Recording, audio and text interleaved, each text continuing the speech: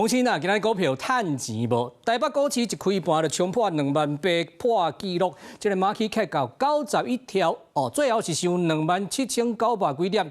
台湾集体电路起30块，收1480块，包括鸿海、广达、加 NVIDIA 概念股全部拢开红盘，其中记忆体族群南亚科起停板，这表示啊 AI 的需求啊是抢甲掠袂掉啊。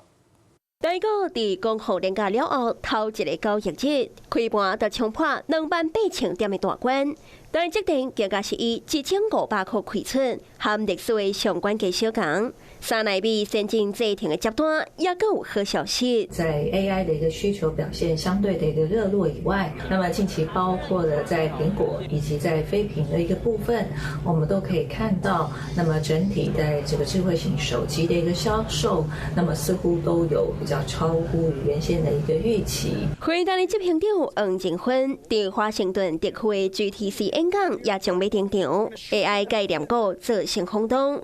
预计到今仔日早起11点，鸿海244块起2%多，广达跳悬起超过4%，中关300块大关。台达电加广播科分别起5%，普卓威也起4%。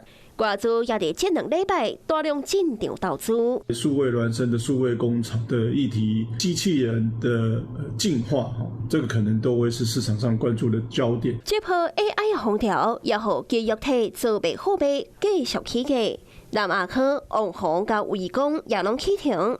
六节电是开盘20分钟都有12万点的交易量，大起就要9%。美国甲中国的关系即马也无遐尼紧张。